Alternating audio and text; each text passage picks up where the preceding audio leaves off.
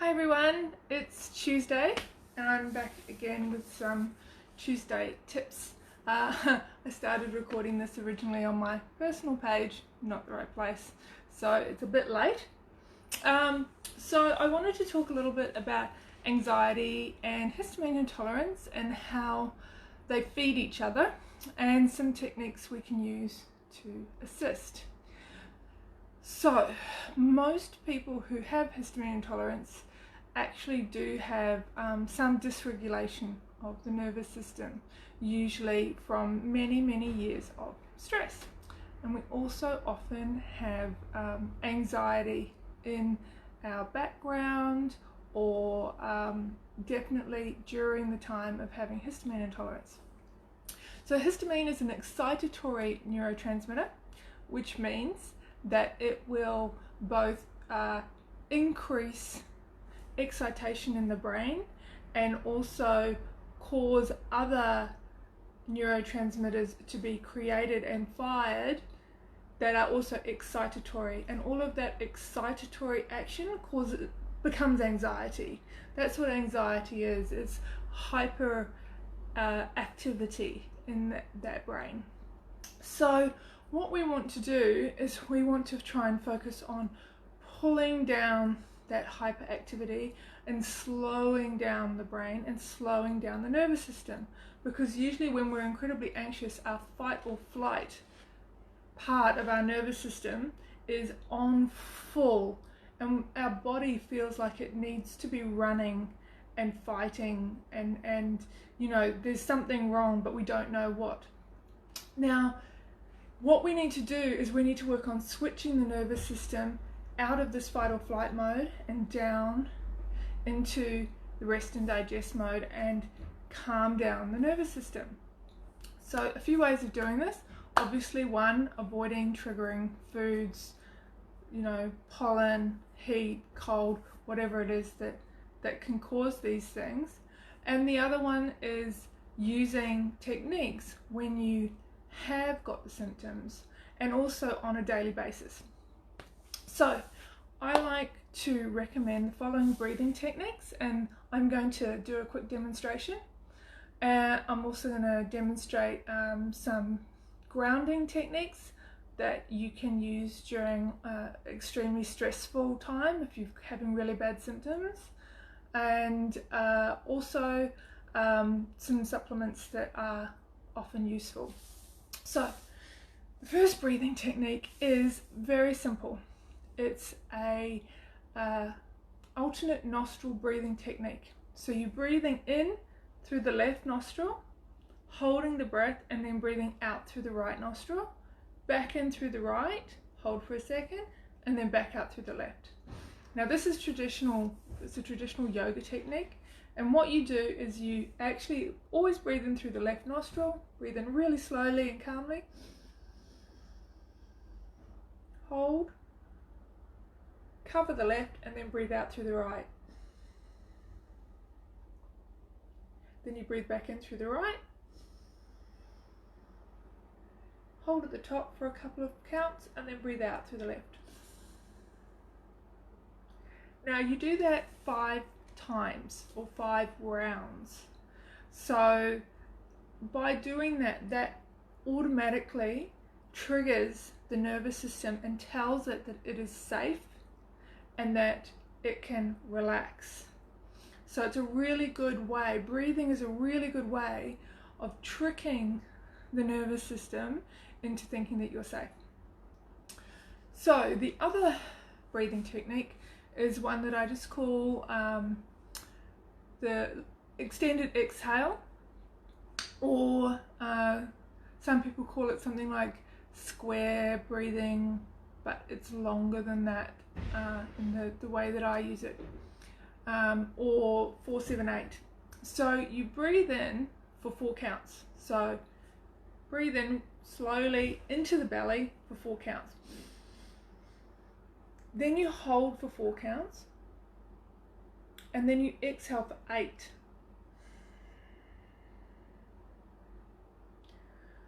And the aim is to make your exhale twice as long as your inhale.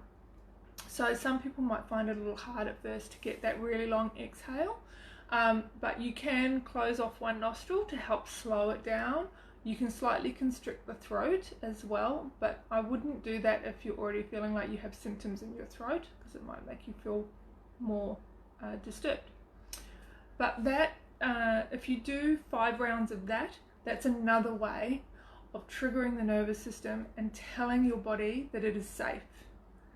And it will slow down and it will pull that hyper anxious state down. Now, if you're in a really bad position, you may find you need to do more than just 5 rounds of that.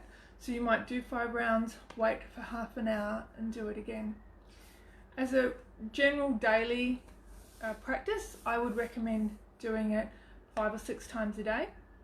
So do it before every meal, do it before you go to bed, do it at times when you have a 2-minute break. So say you're driving to an appointment, you stop, you park, you've got 2 minutes, do it then. Just build it into your day and do it regularly, because one of the main things people with histamine intolerance usually have is a nervous system that constantly thinks that it's in fight or flight mode and it's constantly on alert. So another wonderful tool is grounding techniques, and especially good if you're having a really big reaction and you're feeling panicky. So the grounding techniques are to take off your shoes and put your feet on the floor, feel the floor, like touch it, feel it. If you're able to get outside and put your feet on grass, even better, but whatever you've got. You get your hands, you touch and feel the fabric on your legs. You feel your sit bones sitting into the chair. Feel whatever material's on your back.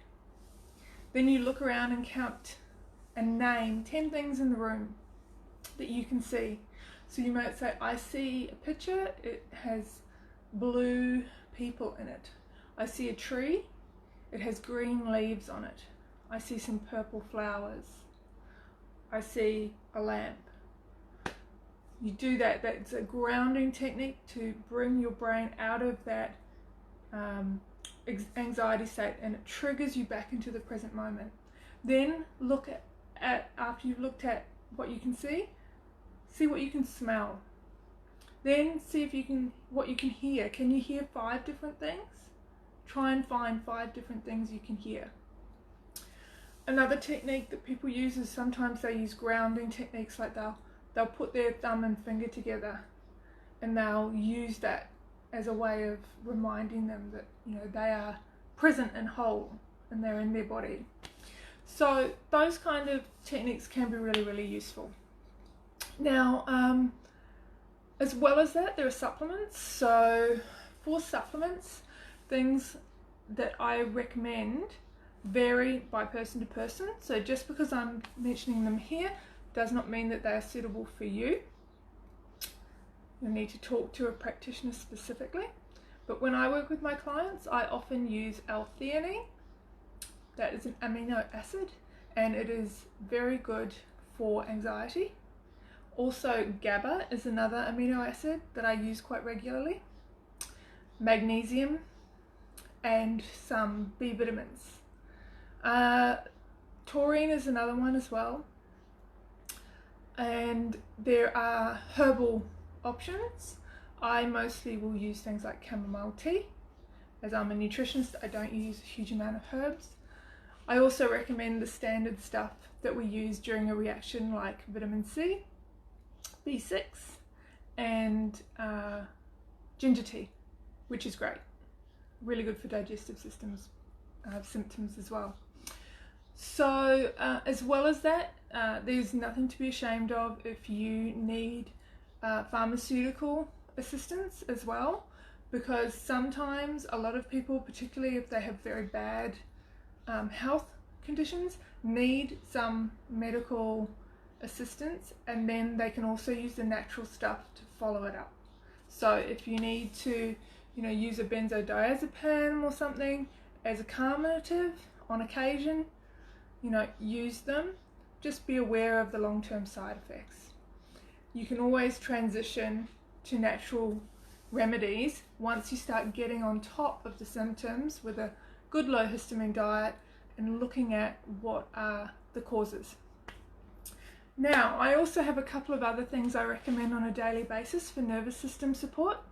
So I recommend yoga to my clients. I think daily yoga practice is really important. Or alternatively, you can do other things like Tai Chi or Qigong.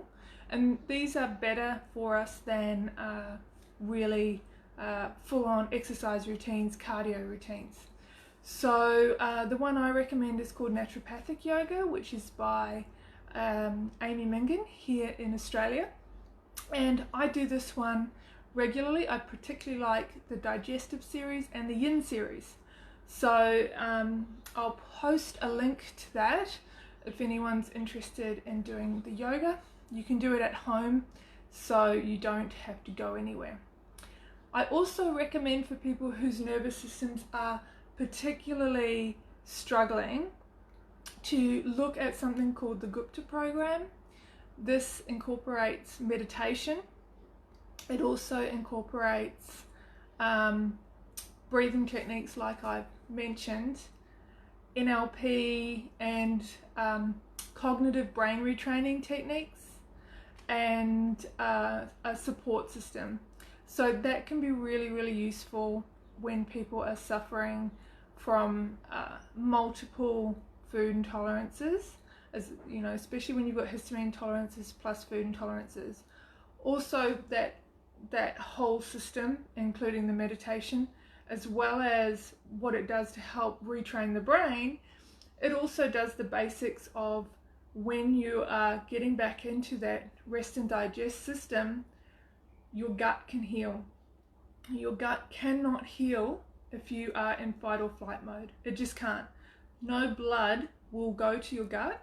Your body puts all the blood into your muscles so you can run. So that's a really good system for helping people who have a lot of food intolerances. And because it doesn't involve taking any supplements, it's really, really useful for very sensitive people. And I've done it myself and I found it great.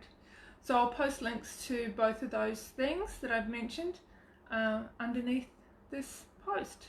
So if you have any comments, questions, any subjects that you'd like me to cover next time, please drop a comment underneath the video and let me know.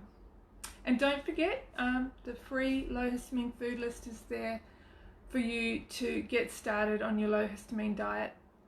And if you're still having symptoms, you may have more food intolerances than just histamine. So always keep that in mind. Bye.